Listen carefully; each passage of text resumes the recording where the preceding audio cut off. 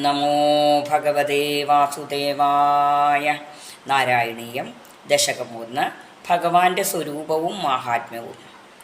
സാന്ദ്രാനന്ദാവബോധാത്മകമനുപമിതം കാലദേശാവധിഭ്യാം നിർമുക്തം നിത്യമുക്തം നിഗമശതസഹസ്രേണ നിർഭാസ്യമാനം അസ്പഷ്ടം ദൃഷ്ടമാത്രേ പുനരുരു പുരുഷാർത്ഥാത്മകം ബ്രഹ്മതത്വം തത്താവത്ഭാതി സാക്ഷാത് ഗുരുപവനപുരേ ഹന്തഭാഗ്യം ജനാനാം.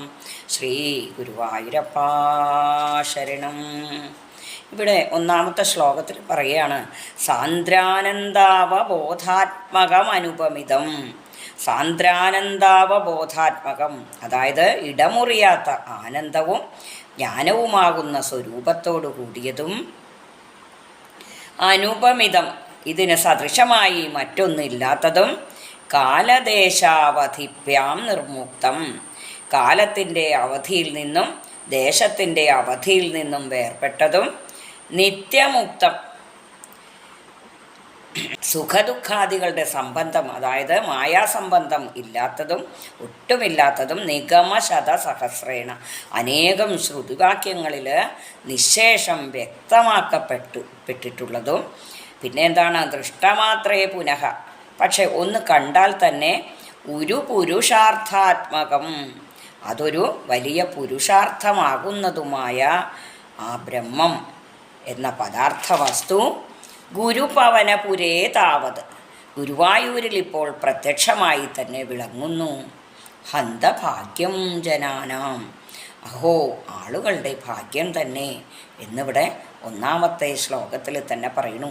സാക്ഷാൽ ആ ബ്രഹ്മമാണ് ഗുരുവായൂരിൽ ഈ ഗുരുവായൂരപ്പനായിട്ട് വിളങ്ങണത്.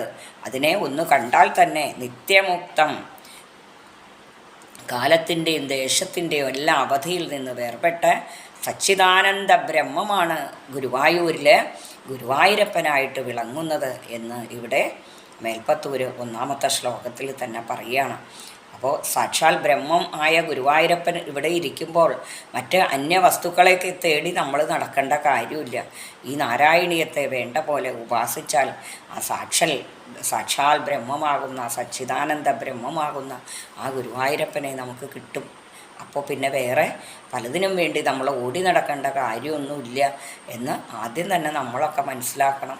ഈ ഗുരുവായൂരപ്പനെ ഉപാസിച്ചാൽ നമുക്ക് എല്ലാ ആയുരാരോഗ്യ സൗഖ്യങ്ങളും നമുക്ക് ലഭിക്കും.